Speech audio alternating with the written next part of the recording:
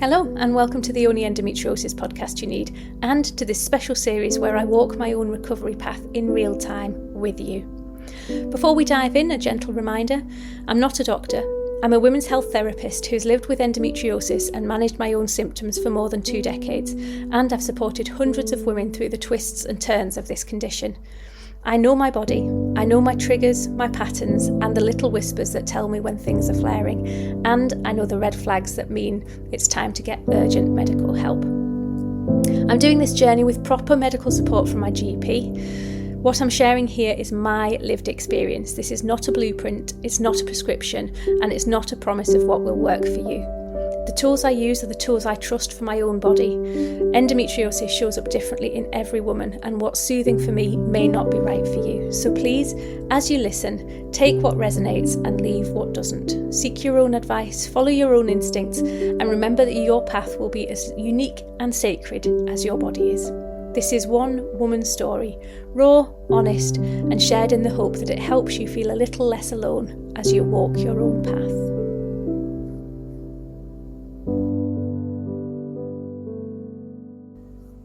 Hello there, and welcome to today's edition of the Only Endometriosis podcast you need.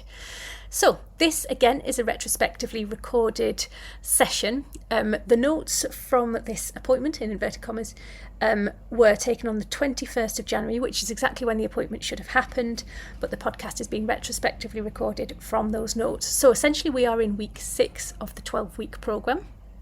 Now, as the canny ones of you will have noticed, it's actually already been longer than 6 weeks, and that reflects client journeys. So I want you to know that if you are working on a similar programme, if you're trying to work through your symptoms, if you're trying to manage your endometriosis or adenomyosis, wherever you're here, I want you to know that you're not a paperclip.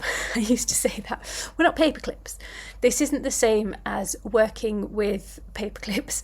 This is real life, real person-centred work that we're doing.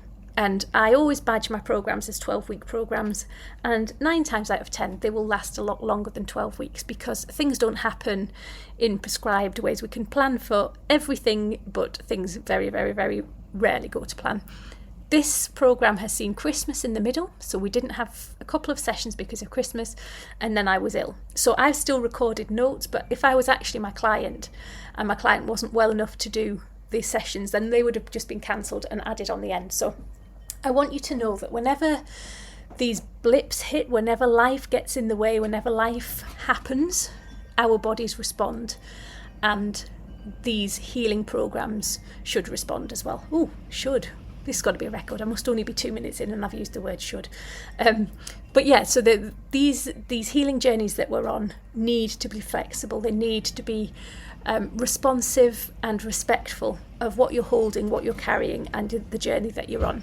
So, like I say, it's a 12-week programme, but as you'll realise moving forward beyond today, it doesn't look like a 12-week container. It's more like 12 sessions over however long that needs to be, and some sessions may look very different, but I feel like that's a spoiler. So we'll come to that in a later episode. So today's episode is called When the Body Responds, Bleeding, Release and Listening Closely. So today's episode, I'm going to talk a lot about periods. I'm going to talk about how my period manifested in this week. I'm going to talk about how not to be reactive when the body responds, when it does something that you're not necessarily expecting or something that's unfamiliar, and how to stay curious and not to react if that happens. So if you are a bit squeamish, I'm going to be talking about blood quite a lot in this episode. So the body has started to move into the next phase. So like I say, these notes were taken on the 21st of January. So I'm still poorly. I'm still not very well at all. My period arrived, and I shall explain a lot about how that did arrive. But I am still very much in the throes of this bad cold. So I have cancelled clinic. I haven't done any clinic sessions since before the last episode. And I didn't know this at the time that this was being recorded, but actually I did, because I had listened to my body and I'd cancelled clinic for the rest of this week. So these notes were taken on the Wednesday, I think, and I had actually cancelled all the clinic sessions for the rest of the week. So I was anticipating being back in on the Monday. And the reason that I cancelled the clinic was to listen to my body. It was to honour essentially what I said last time about the fact I hadn't listened to my body previously. It was to honour my body, but also to give myself space, so that I knew that I probably could have gone back, because I probably wasn't contagious at that point, and I probably did have the energy levels that could have sustained a day at clinic, but it wouldn't have been in my best interest. So I'm honouring that. I'm giving myself space to recuperate, space to heal fully, space to get my batteries charged as much as possible. And just by knowing that you've given yourself that space, that can actually help massively in itself. So that's where we are at the beginning of these notes. That's where we are at the beginning of week 6. So my period came. So we already said in the last episode that I'd noticed the beginning signals that my period was on its way, and sure enough, it happened. So the bleeding started with heavy spotting, really heavy spotting. So the first couple of days, the first day especially, was just pure spotting. It was pink, it had grey in it, and day 1 had light brown tones. So there was enough volume to notice that's what was happening, but I wasn't alarmed. So it's not normal for me. This isn't a normal start to my period. My period normally starts with a bang. Hi, I'm here, full flow. Sometimes there can be a little bit of spotting, but that only lasts maybe the morning. And then by lunchtime, it's here. But no, this time was completely different. So day 1 of my period was heavy spotting. And like I say, it was pink, with a lot pinker than my normal kind of spotting is. Normally my spotting at the beginning of my period is just healthy red blood. It's just almost like a bit of period blood that's really keen to get going. Whereas this was completely different. This was pink in colour. It was a little bit more mucousy. There was grey and there was light brown tones to it as well. I wasn't alarmed, because this is something that is very, very common. I've seen it before in myself, but I was recognising this pattern from some of my clients as well. The actual spotting got heavier, not necessarily in terms of volume, but in terms of colour and consistency. So the colour got a lot, I don't know what colour you'd call it. It kind of became a very kind of dark greyish. It was almost a mixture of the colours I've mentioned, a dark greyish, brownish, pinkish hue. And it was actually quite a pleasant colour.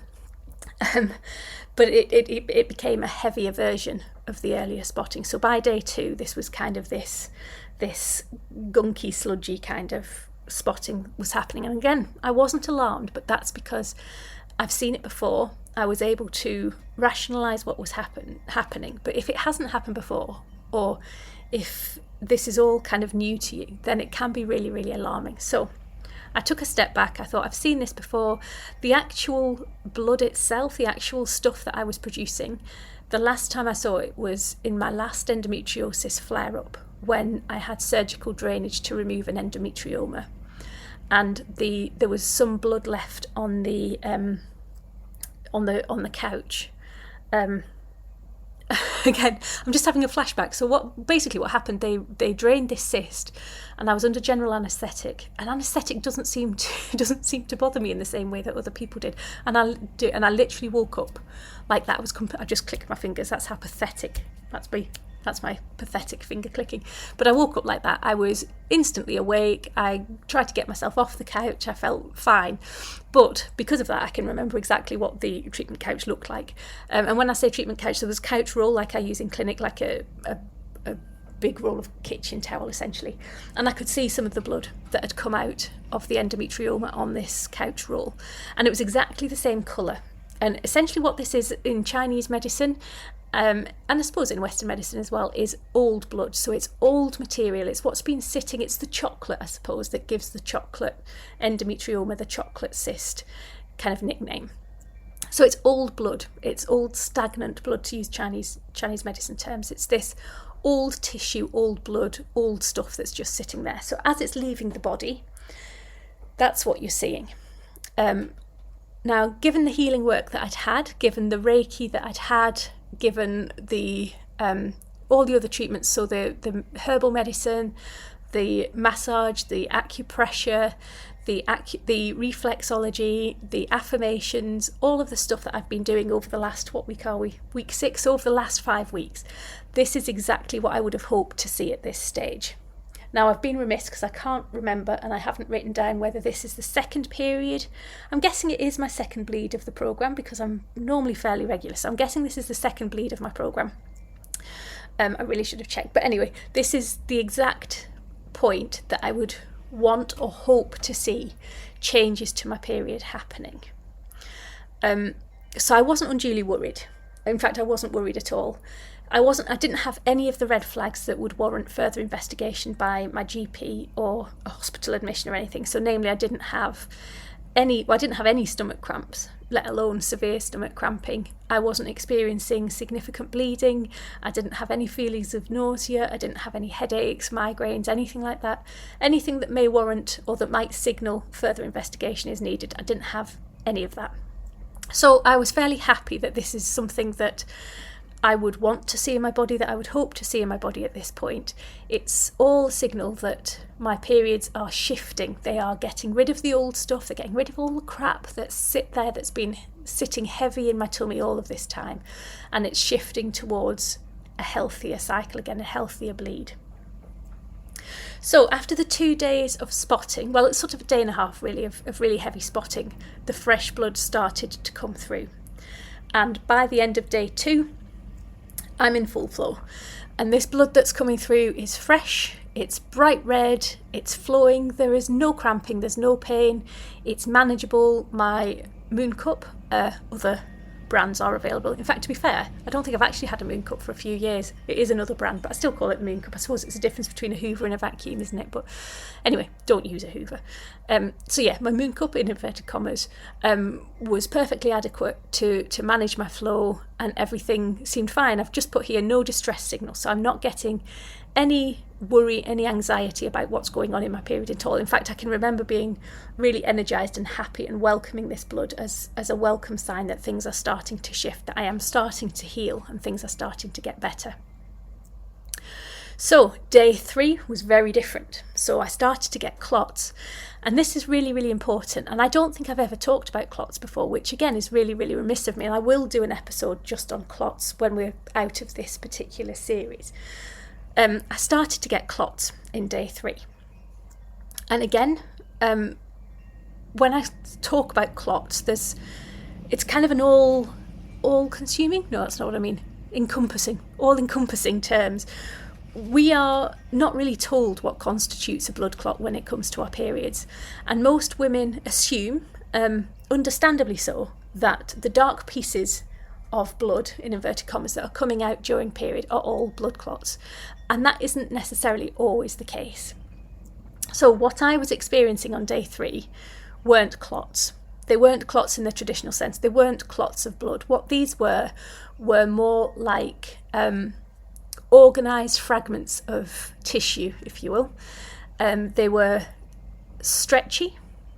They were sort of structured. It felt like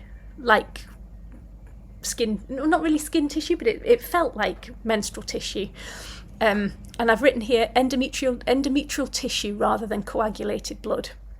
And that's how they were. So if you get clots, and this is just a kind of a break in the podcast for a second, but if you do get clots, then it's worth sort of just spending some time to really investigate what sort of clots you're getting. Blood clots, so essentially pure blood clots, break apart really easily. So if you have them in a tissue and you press them, they almost pop. There's no resistance there. They are literally just blood clots. So as you pop them, the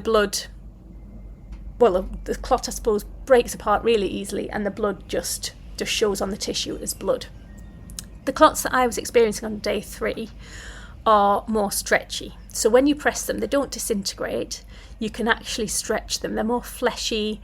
They've got more of a structure to them. So there's resistance. As soon as you're pressing them, they're not just popping. There's more resistance. There's more structure there.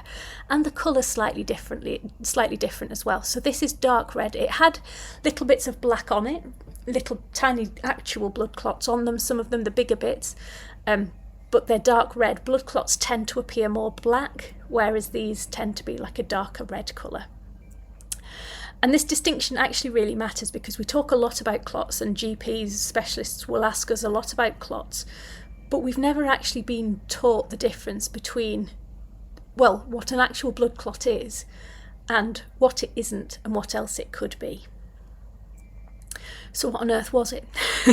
So obviously during our periods, our body is shedding the endometrial lining. So it's shedding our womb lining. So we know that. So it could just be womb lining. I was getting so much of it that I do think it's something more than that. And I'll go on to that in a second. And this is not me diagnosing myself. This is kind of me looking at my body, looking at my period with curiosity and just trying to ascertain exactly what's going on. What is my period telling me this month by showering me with this gift of all of these clots in inverted commas. So what on earth could it be? So I'm thinking, well, okay, if we couple this with what we know about my stomach, about the release, about the emotional release, about the physical release, about the reduction that we've seen in the last couple of weeks of pain, of inflammation.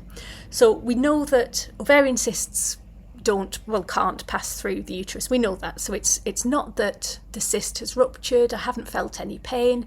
I haven't had any of the normal red flags that would suggest there's been a rupture.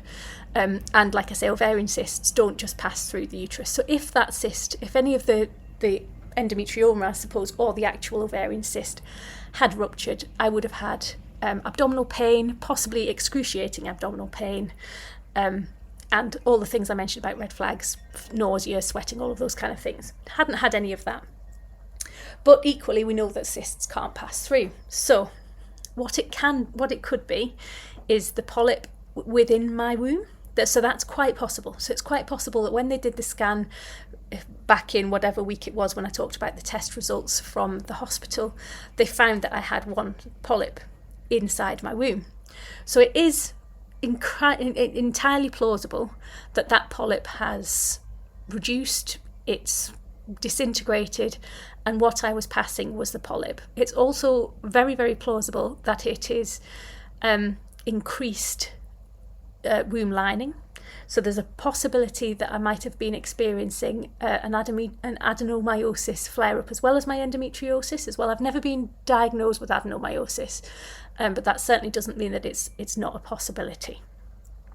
But all I could definitely know, like I say, this isn't a diagnosis. This is me listening to my body and trying to understand what my period's telling me. And all I know that is I haven't got any red flags that warrant further investigation. We know that the ovarian cyst hasn't gone. We know that the endometrioma hasn't gone, or if they have reduced in size, they haven't passed through the uterus. There's no mechanism for them to do that. So the polyp plausibly could have passed, or possibly it's a sign of adenomyosis. And even if it is a sign of adenomyosis, I'm thinking that it's a good sign when coupled with the reduction in all of my other symptoms. So all we're doing is observing. We're listening to what's changed, we're listening to what's still there, and we're making a grounded assumption, I suppose, on what's going on. Responsibly, because if there were any red flags, even amber flags, then I would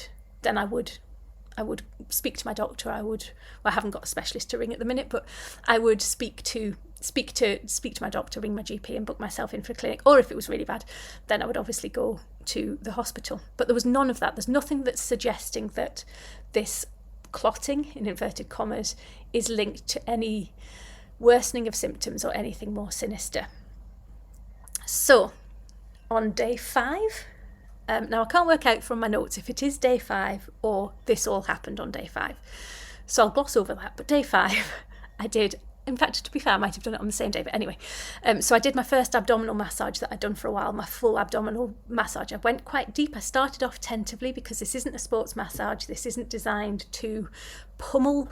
This is very much a gentle, reflective two-way conversation kind of a massage. So I did my own abdominal massage.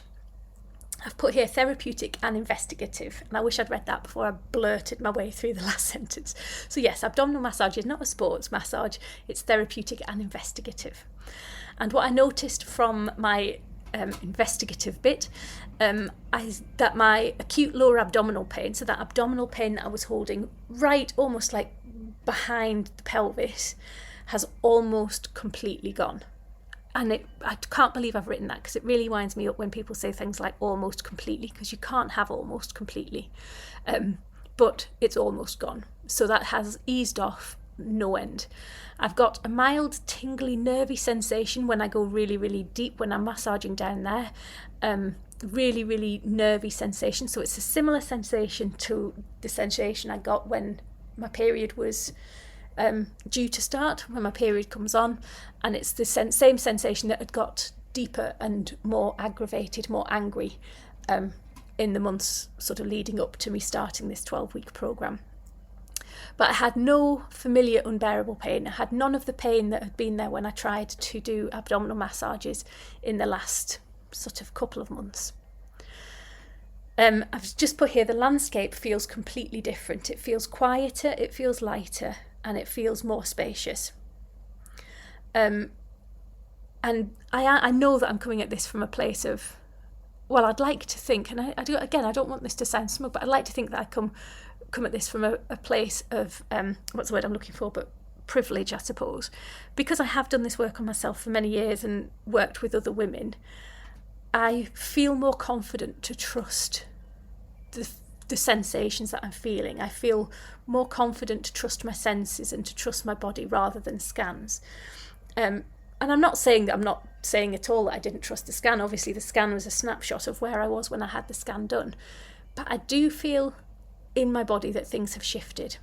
I do feel as if, now obviously I won't know until I go back. My appointment is at the end of April, so I won't know definitively what's shifted.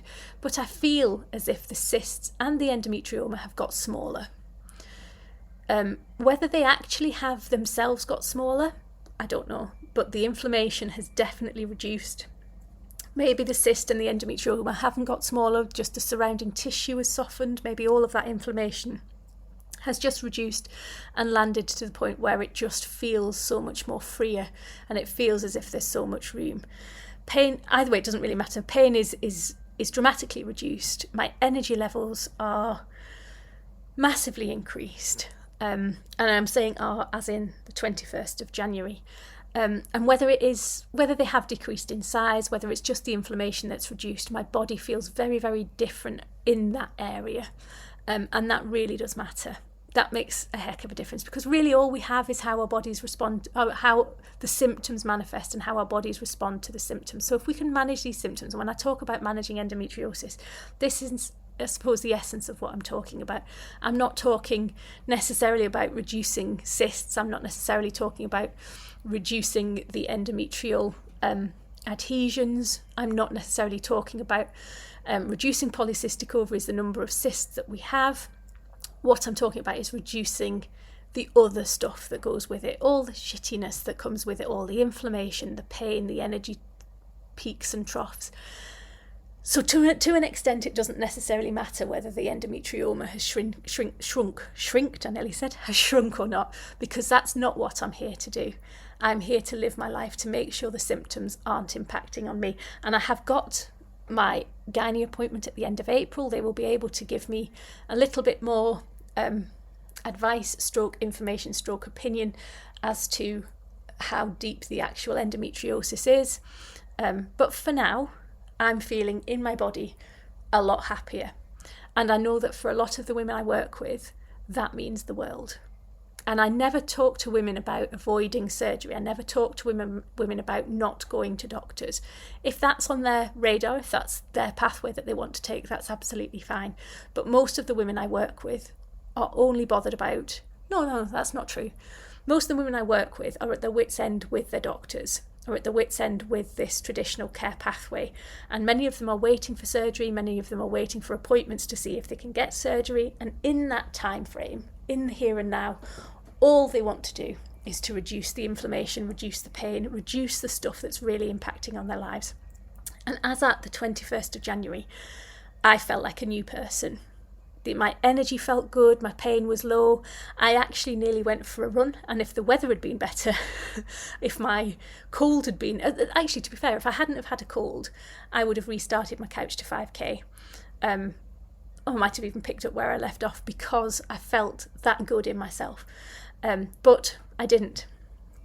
I chose to listen to my body. I chose to recognise the fact that, yes, okay, these are early days. I am at the tail end of what was a really, really heavy period. It told me a lot. It taught me a lot. But there was a lot of things happening. There was a lot of things came out. And after the clotty day 3, it was pretty much fresh blood again. And I don't know how much of this is post 21st of January, but I'm at the tail end at the 21st of January. I'm at the tail end of a really heavy period, so I chose gentle reintegration. I chose to listen to my body, to listen to what it was trying to tell me with my period, and I recognised, which again you'll pick up from this podcast, that I'm not necessarily that good at doing it with myself, but I recognised that lasting recovery, lasting healing does require patience. And if you are, I'm thinking of 2 of you in particular, of my current clients, if you are one of my current clients listening to this podcast, this week was a very not so gentle reminder that healing isn't linear. That quite often things can happen that feel like a backward step. So if I wasn't necessarily expecting, but if I wasn't aware of the possibility of these clots, and if I wasn't aware of the possibility of my period starting with this mucousy kind of gunky stuff, then actually I could quite easily have seen that as a backward step and seen that as a reason to react and be worried and be anxious, because healing isn't linear, and we do get things crop up that cause different symptoms, or just us to question the path that we're on. But it was a reminder that I still find that hard. I still find it hard to listen to my body, and I will be very mindful of that moving forward for my clients. So again, just a gentle reminder, if you are doing this journey by yourself, if you are currently healing or on a program of whatever type for your endo or whatever it is you've got going on, just a gentle reminder that we can't rush healing. We can't rush these things. And like I say, although I put a 12-week container around my programs, I'm not going to rush to get all of this done within 12 weeks. If it takes longer, it takes longer. We're just going to go with what my body's telling me, what my healing journey is telling me, and see how it unfolds. So the reality is, in week 6, 21st of January, I still had this lingering cold. I'd cancelled all of my clinic clients for that week. I've completely forgot about this. I'd cancelled Reiki as well. A, because I was contagious probably. I was still coughing and sneezing. But B, I didn't have the emotional capacity or resilience to be talking to people, to deal with people. And also when it came to the Reiki, I felt as if the healing from that first session, where I released all of that grief around sprout dying and all of the other stuff, even then just nearly got me, all of the other stuff that I was holding that I released, I still felt like that was gently unfolding and I wasn't ready for another treatment. So again, I listened to my body and I just thought, you know what, this week 6 or week 5 to 6, whatever, is all about gentle recovery. And like I say, it's not isolated to one system. Our bodies work constantly together. All our systems, all our organs, everything is interlinked, and we can't just heal one system without being mindful of everything else. So, from the 21st, then if I was my client, yes, that's what I mean. So, if I had this session with my client, and my client had said, you know what, I'm feeling, apart from my cold, I'm feeling so much more lighter, I'm feeling so much better. My advice to my client would be that we looked to potentially shift to fortnightly sessions. So this has seen massive shifts these last kind of 2 weeks. We've seen massive shifts in my endometriosis symptoms. So if I was a client, I would be saying, okay, well, what we'll do, see how you feel sort of after the weekend. So these appointments are every Wednesday. So give yourself till maybe Sunday, Monday at a push, see how you're feeling. And if you're continuing to feel either steady improvements, or if things are plateauing, if things are quite stable, then we won't have an appointment this week. We'll shift to fortnightly appointments, which again will eke out those 12 weeks. But that's how we work. That's how we listen to our bodies. We respond gently. We respond, I've put here, be curious, not braced. Watch how your body responds. Check in with your body. And if it tells you that we don't need this session on Wednesday, then we shift to 2 weekly. And spoiler alert, things were fine. So had I been my own client, we wouldn't have had a session on the 28th. And we would have just instead met on that first week of February. So that's exactly what I've done. So next week, there won't be a podcast, because I did and ah about putting in additional podcast episodes in between, but I'm not going to do that. I'm going to focus solely on this journey, and I'm going to do this journey, as I said, in real time. So we are fortnightly appointments, and therefore fortnightly podcasts after today. I hope this has helped. Again, if you have any questions, or if you think if any of this resonates, then take what resonates, leave what doesn't. And then the key learnings from today so I've written here, bleedings, your bleeding can be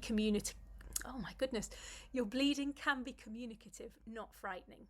So if you can, and I know it's so difficult, because quite often, right from our first bleed, it's quite alarming. We're taught that red means danger, and even the old period products adverts used to use blue liquid instead of red liquid. That's getting much better. But red can be quite scary, and blood can be quite scary. So quite often our periods are, by their very nature, quite scary. But if we can almost like teach ourselves to see them as a beautiful thing, and our body communicating with us, nothing to be reacted to, or nothing to be frightened by, then that can be a massively shifting awareness. Not everything dark is a clot. So next time you're bleeding, if you can stomach it, I know some people can't, but if you can stomach it, just when you get a clot on the toilet paper, just try to squeeze it and see what happens. And is it a blood clot, or is it more one of these fibrous kind of clots in inverted commas? Oh, and the findings of that as well, make sure that you record them wherever you normally record your periods. And just so if you're currently ongoing with treatment or anything, you can report that back to your specialist. Tissue release can absolutely be part of healing. The body expelling stuff, getting rid of stagnation, getting rid of blood, getting rid of things that isn't serving us, is a healthy part of the healing process. And again, quite often it's too easy to react to it and to worry about it, and that's all completely understandable. But more often than not, it's, especially without any of the other red flags, it's just part and parcel of this healing process. And I've put here, pain reduction, symptom reduction matters more than perfect explanations. So I don't know exactly what those clots were. I don't know exactly what's going on with my endometrioma. I don't know exactly if there was an element of adenomyosis going on. But to some extent that doesn't matter, because I don't need to have the perfect explanation what's going on in my body. I just need to feel better. And I've put here, restraint is not a failure. Restraint is a skill, and I've put in brackets, that I need to get better at. So there we go. So again, I hope that this episode has resonated. Like I say, if anything in this episode worries you, if you recognise any of the red flags that I'm talking about, please do make an appointment with your GP to get yourself checked out. And you can do that in a gentle way. It doesn't have to be alarmist. It doesn't have to put your system on heightened alert. Reframe it as something that you're doing just to check that everything's okay, just to give yourself space, comfort and healing space. So again, check out the show notes for links to all the people that I use in my own journey. And next time we will look at week 7, but that will be in 2 weeks. Maybe I should call it session 7, maybe more than week 7. But anyway, next session will be week 7, which will be in 2 weeks' time. Until then, again, I wish you every health and every happiness. Thank you very much for listening to this episode. I hope that it's helped, and at the very least have given you hope and some solace that you're not alone in your own endometriosis journey. I'd like to thank Chris Collins for my theme tune. It's called Kindness, which I thought represented exactly what I wanted to walk this journey with. If you would like my help, if you would like any more information on my services, then you can check out my website on healthyandwomenhealth.com/women. And if you would like to take advantage of my free symptom tracker and a discount on the endometriosis workbook, then you can find that in the show notes. Thank you for listening.